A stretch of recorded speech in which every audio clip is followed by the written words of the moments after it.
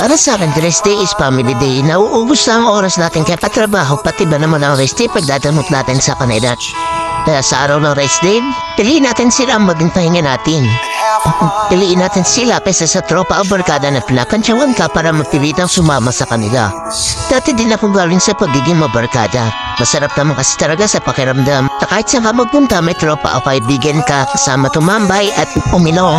Pero habang tumatagal na-realize ko, habang dumadami ang barkada, almost na paubos naman ang nagiging oras ko sa pamilya ko. Luma ng tugtugin yung isang beses, isang linggo ko na nga lang magpapahinga. Kaya sulitin mo na kaya bawat aya ng barkada, sige lang ng sige. Mani yun kung sa alak at barkada mo nakikita ang sulit na sinasabi mo. Dahil ang sulit na masasabi, yung makita mo masaya ang pamilya mo kasama ka.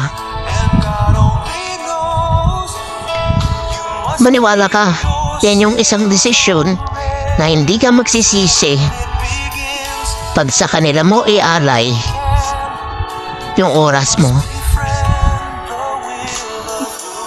At sa bawat oras na nilalaan mo sa kanila, kayamanan yun.